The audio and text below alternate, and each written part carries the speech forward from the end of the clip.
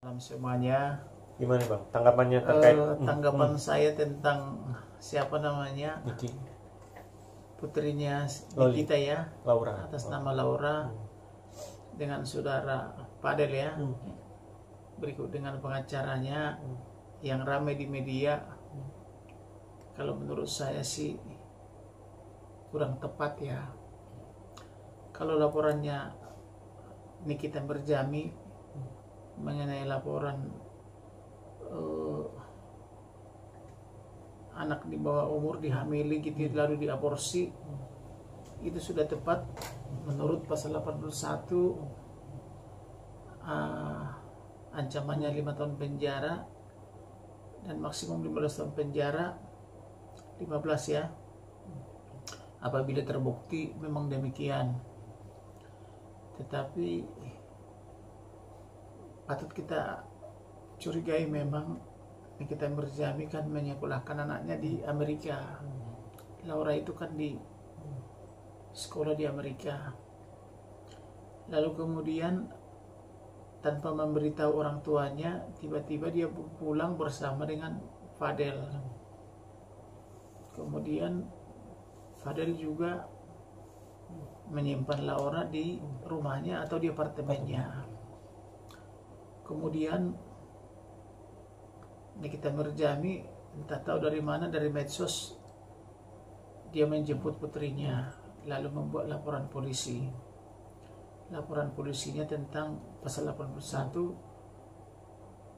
Undang-Undang tentang perlindungan anak di bawah umur, yaitu ancamannya apabila terbukti 5 tahun penjara dan maksimum 15 tahun.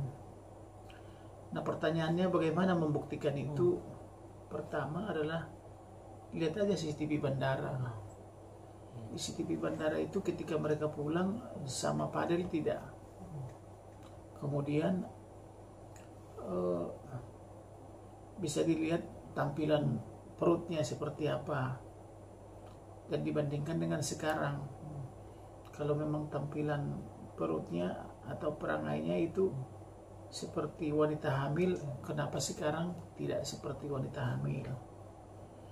Kemudian bisa juga setelah hamil tentu melibatkan ahli-ahli medis, katakanlah nursery atau perawat, juga dokter.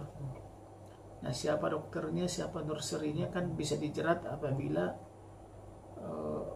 aborsi itu ada abortus provocatus criminalis. Berbeda dengan apabila abortus provocatus alasan klinis gitu ya. Jadi atasan apa kalaupun diaborsi gitu loh. Jadi itulah yang bisa saya kasih pendapat itu. Bang, terkait katanya hasil visum yang dari Laura tersebut, pengacara bilang luar biasa, dan Niki juga bilang luar biasa, berarti ada luar biasa itu dalam tanda kutip negatif, berarti mereka sudah tahu. Tapi dari Bang Fahmi sendiri bilang tanyakan pada penyidik. Untuk ke kita para media tidak dikasih secara rinci. Pak Fahmi ya.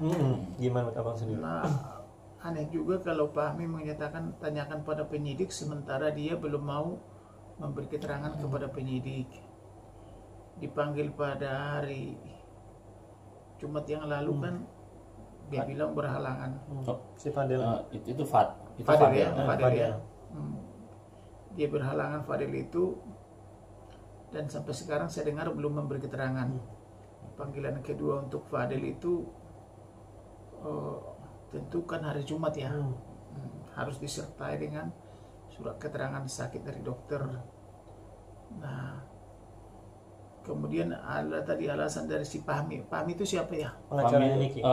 Pengacara dari Niki yang bilang bahwa Niki tuh udah masih bisa ditanggapi dengan dua hal. Kalau positifnya biasanya apakah sudah bersih kan gitu kan, hasilnya negatif sekarang. Atau sebaliknya luar biasa itu bisa juga ditafsirkan dia memang hamil tadinya, lalu diaborsi menjadi hasilnya luar biasa. Jadi itu tidak bisa menjadi patokan bagi kita. Tetapi adalah yang disayangkan apabila si Padel ini tidak mau dipanggil Polda Metro Jaya, kalau tidak mau datang sampai 2 kali, saya yakin Polda Metro Jaya akan menjemput secara paksa. Bang, terkait juga Bang mengenai umur ya. Kalau setahun lalu kan berarti umurnya 15. Wanita anak berumur 15 itu masih termasuk anak-anak. Berarti kalau prianya berumur 17 atau 18 tahun ya. Jadi itu juga menjadi alasan kepada putra-putri kita, kalaupun kalian menyukai seseorang, apakah pria atau wanita, ya sabar dululah, tunggu dulu umurnya sampai 21. Jangan langsung terlalu bebas gitu kan. Tapi kalau hanya sebatas jatuh tangan atau pacaran zaman model saya ya, zaman dulu ya, ya boleh-boleh saja, hanya sebatas ketemu, say hello gitu loh. Tapi kalau sekarang kan yang pacaran-pacaran itu juga gayanya udah kayak artis Hollywood ya. Sementara kalau Anda terlanjur menghamili si perempuan atau sebaliknya, juga dimintai pertanggungjawaban secara hukum. Dan di Indonesia secara hukum anak di bawah umur itu dilindungi oleh undang-undang yang melindungi anak di bawah umur gitu loh. Jadi negara kita yang menjadi lawannya. Mungkin kalau negara lain itu abortus provocatus itu biasa, misalnya di Singapura gitu ya. Tapi kalau di Indonesia tidak ada alasan aborsi itu kecuali alasan klinis gitu. Nah, Bang, di bawah umur jelas itu melawan negara. Jadi kalau perlindungan untuk anak itu jelas diatur, yang dimaksud dengan anak adalah sampai 1 sampai 18 tahun itu pasti anak. Sedangkan anak di bawah asuhan orang tua yang wajib minta perlindungan dari orang tua 18 sampai 21. Boleh-boleh saja dia menikah tapi harus persetujuan dari orang tua. Bagi yang bebas dia menentukan pilihan persetujuan atau tidak itu 21. Jadi kalau misalnya dikatakan